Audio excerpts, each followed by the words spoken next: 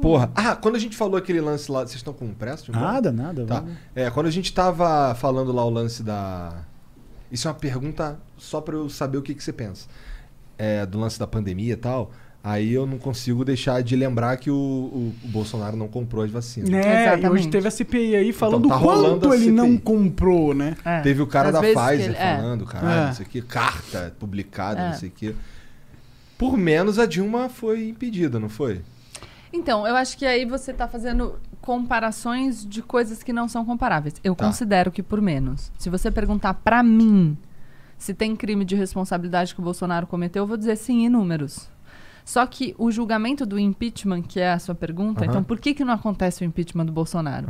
Porque o julgamento do... E eu não vou falar crime de responsabilidade para não confundir com o Código Penal. Aliás, uma conversa que eu tive com o Thiago Anastácio hoje. Eu vou falar ilícito de responsabilidade.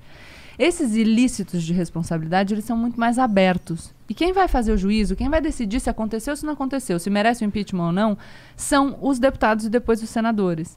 Precisa do voto de 2/3 dos deputados para que o processo de impeachment comece a andar. E não tem. Não tem. Claro, tem 3 bilhões de reais sendo usados para emenda parlamentar. Então, basicamente é isso. É a situação política. Agora... O Bolsonaro está perdendo popularidade. Essa foi a última pesquisa do Datafolha, né? Que foi publicada 25 também de agora. aprovação, é o mínimo que ele já teve na história do mandato. E ele só supera em popularidade no mesmo período de mandato o Collor, aliás, com quem ele estava, né? A nova política. Que essa parada Estou de não sendo comprar irônica, vacina, sim, eu acho Brasil. Veio o sorrisinho. Sim, é involuntário. Mas então é meme, isso, né? assim. O sorrisinho dela. Nossa, no Inclusive, debate. As caras, acho que os caras e pouco. a CPI é um processo um pouco mais controlável. Os senadores conseguem controlar mais os resultados da CPI, mas é sim uma iniciativa interessante para esvaziar ainda mais a popularidade do Bolsonaro. E ele está preocupado nitidamente, tanto que ontem foi óbvio o que ele fez para criar uma cortina de fumaça. O que né? ele fez? O Flávio entrou xingando o Renan Calheiros, depois ele fala de voto e tal. É sempre o mesmo auê. Não, você tá olhando para lá, ele faz assim, não, olha eu. O Renan Calheiros, que é vagabundo. A gente que tá fazendo rachadinha pra caralho aqui, não. A gente é super tranquilo. Ele conseguiu evitar que o Pazuello fosse depor, não foi? Não é que ele conseguiu evitar. O Pazuello, que tava andando sem máscara num shopping de Manaus, né? Falou que tinha tido contato com pessoas que tinham pegado Covid e que ele não podia comparecer na CPI. A tática, você conhece essa tática? Eu conheço. De meter o atestado pra fugir do debate. Já ouvi falar. Já ouviu? Já. Então já usaram. No passado recente... desta nação chamada Brasil. Pior que eu não sei quem que é, eu quero perguntar. Eu sei, por isso que eu tava rindo.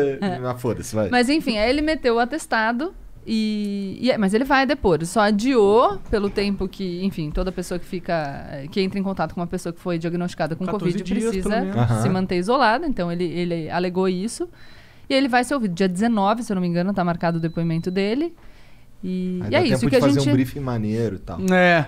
Mais que isso, né? Porque, enfim, a notícia, até eu ter entrado aqui, era de um protocolo de um habeas corpus preventivo no Supremo Tribunal Federal para que ele seja ouvido na condição de investigado e ele possa ficar calado, por exemplo, que é uma prerrogativa do investigado. Mas isso é não sei se é aqui, mas nos Estados Unidos mas é direito da Constituição. Mas é o paralelo, tá certo.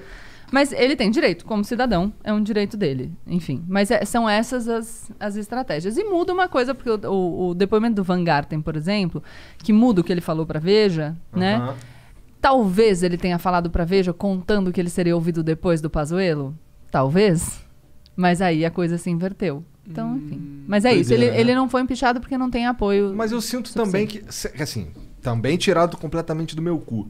Mas será que seria horrível pro Brasil 2 impeachments seguidos?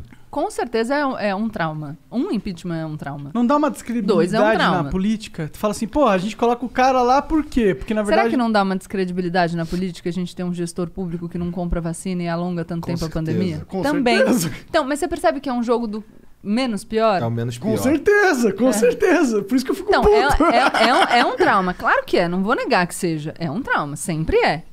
O ideal é que o representante do povo, democraticamente eleito, com todos os vícios da democracia representativa que a gente tem, e eu concordo que a gente tem, mas o ideal é que ele complete o mandato e no próximo ciclo eleitoral a gente elege outra pessoa. Esse é o mundo ideal.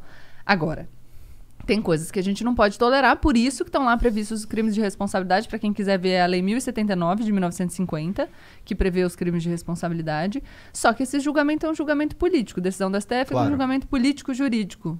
Então, ultimamente a gente tem essa que é bem político, né? Mas é bem político. Mais, né? Do que jurídico. Não, mas ele é a essência dele. Isso não, o que tem. Na verdade, existem os defensores de um modelo alternativo, dizendo que o judiciário também tem que controlar o conteúdo desse ilícito de responsabilidade. Mas a postura que vigora é de que é político-jurídico, tá? Acho que não vale a pena entrar nesse um e outro, porque... too much pro ambiente. Depois a gente pode conversar. Mas tu tem os dados? Hã? Mas tu tem os dados? Tenho. Mas é que acho que Ela tem, pô. Ela é preparada da mesa. Acabei de falar o número da lei, pô. Leiana.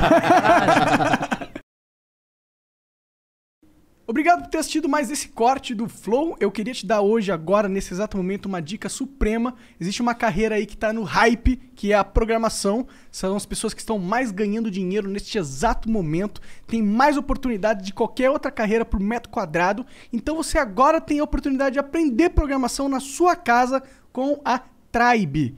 Mas você ainda tem uma coisa mais legal ainda. Você não tá com dinheiro? A Tribe ela tem uma opção onde você começa a estudar.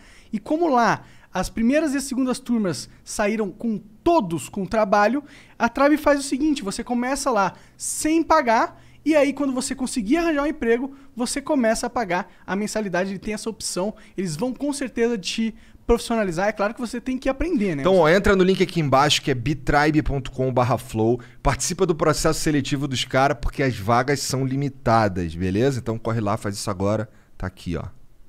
Beijo.